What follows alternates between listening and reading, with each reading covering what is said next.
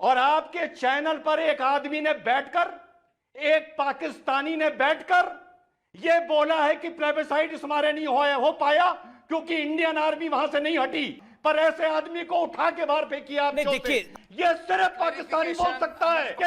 चुप रहो, बड़े आओगे क्लैरिफिकेशन देने के लिए। मुद्दों को दबाने के लिए भारतीय जनता पार्टी ये सब कुछ क्रिएट करा रही है। हिस्टोरिकल कोई वैल्यू नहीं है। अमित जी, जो लोग ये कहते हैं कि भाजपा मुद्दों को भटकाने के लिए ये सब करवा रही है, अगर उन्होंने जब वो सत्ता में थे मुद्दों की फिक्र कर ली होती, जिन मुद्दों के नाम पर आज वो मातम कर रहे हैं, तो ना मोदी प्रधानमंत्री होता और ना योगी यहां का मुख्यमंत्री होता। पहली बात तो वो कम से कम ये बात ना करें, कोई नई पार्टी के लोग करें तो समझ में आती है। उन लोगों को झेल के ही मोदी और योगी यहां तक पहुंचे हैं। पहली बात। दूसरी बात, अमीश भाई, मैं बड़ा स्ट्रांग ऑब्जेक्शन आपके प्रोग्राम में ला रहा हूं। आपको वो नंगे और वो दंगे वाली बात बुरी लगी और शहजाद की, और आपके चैनल पर एक आदमी ने बैठकर, एक पाकिस्तानी ने बैठकर यह बोला है कि प्लेबिसाइड हमारे नहीं हो पाया क्योंकि इंडियन आर्मी वहां से नहीं हटी। वो आदमी आपके शो में क्यों है और कैसे है, मैं ये आपसे सवाल नहीं पूछ सकता, पर ऐसे आदमी को उठा के बाहर फेंकिए आप। नहीं, देखिए, आई हैव स्ट्रांग ऑब्जेक्शन। हर आदमी नहीं, you can have a strong objection. पहली चीज, नहीं, ये गलत है। You can have a strong objection. नहीं बोल सकता, ये कोई हिंदुस्तानी नहीं बोल सकता, ये सिर्फ पाकिस्तानी बोल सकता है, कोई हिंदुस्तानी नहीं बोल सकता, कोई नहीं बोल सकता। अमीश भाई, क्लैरिफिकेशन।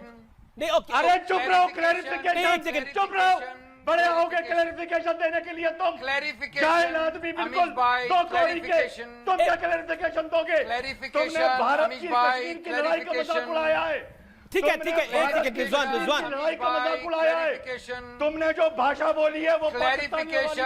अच्छा, let him clarify. Rizwan Ahmad, आदमी आपके शो में रिजवान अहमद, आपके सवाल कई सारे हो सकते हैं, आपके सवाल कई सारे हो सकते हैं, लेकिन उन्होंने अपनी राय रखी और प्लेबिसाइड को मैंने भी ऑब्जेक्ट किया, और यहां पे किसी पॉलिटिकल पार्टी ने भी उसको सपोर्ट नहीं किया, beat Congress, beat SP, beat Bharatiya Janata party.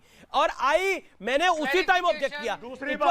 ये सही वाक्य नहीं था। Okay, Atiqur Rahman, you want to give a clarification, you are free to give your clarification. 40 second, then Anurag Bhadauria on screen.